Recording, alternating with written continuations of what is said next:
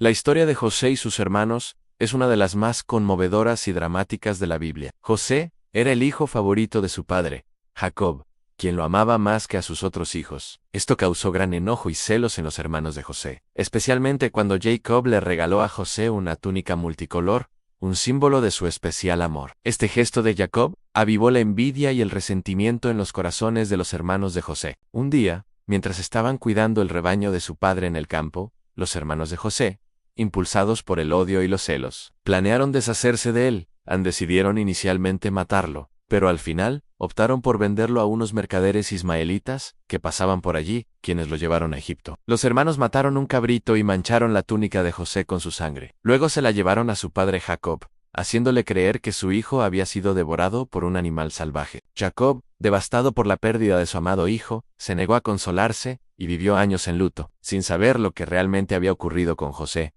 Mientras tanto, en Egipto, José fue vendido como esclavo a un oficial del faraón llamado Potifar. A pesar de ser esclavo, José se distinguió por su integridad, habilidad y fe en Dios. Con el tiempo, Potifar lo puso al frente de su casa, confiándole la administración de todo lo que tenía. Sin embargo, la esposa de Potifar intentó seducir a José, pero él, temeroso de Dios y honrando su fidelidad, rechazó sus avances. En un intento por vengarse, la esposa de Potifar acusó falsamente a José de intentar violarla, y como resultado, fue encarcelado. A pesar de esta injusticia, José no perdió su fe en Dios. En la prisión, José continuó sirviendo con diligencia, y Dios le dio la habilidad de interpretar sueños, lo que le permitió ganarse la confianza del carcelero. Años más tarde, el faraón tuvo un sueño que nadie podía interpretar. El carcelero, al recordar a José, lo recomendó al faraón. José interpretó el sueño como una advertencia de 7 años de abundancia, seguidos de 7 años de hambre. Agradecido por la interpretación,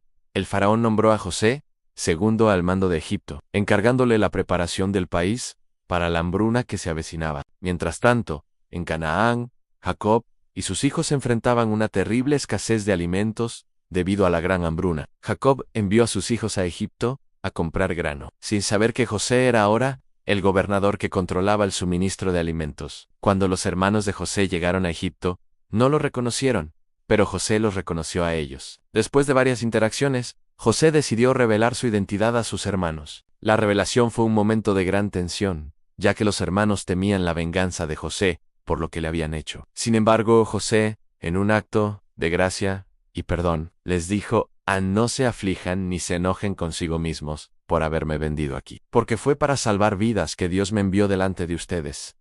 José comprendió que, aunque sus hermanos le habían hecho mal, Dios había usado su sufrimiento para llevarlo a una posición donde podría salvar a muchas personas, incluyendo a su propia familia. José abrazó a sus hermanos, perdonándolos por todo lo que le habían hecho. Los invitó a vivir en Egipto, donde les dio tierras y provisiones, asegurándoles que ya no habría más rencor entre ellos. Jacob y toda su familia se trasladaron a Egipto, donde vivieron bajo la protección de José. La historia de José y sus hermanos nos enseña lecciones profundas sobre el perdón, la providencia de Dios y el propósito divino en medio de las pruebas. José sufrió muchas injusticias a lo largo de su vida, pero nunca dejó de confiar en Dios. En su fe y obediencia, a pesar de las circunstancias, lo llevaron a ser un instrumento de salvación para su familia y para muchas otras personas. Además, la historia de José nos muestra cómo las malas acciones de los demás no tienen la última palabra en nuestras vidas. Aunque sus hermanos le hicieron un mal terrible, Dios utilizó esa situación para llevar a José a un lugar donde su sufrimiento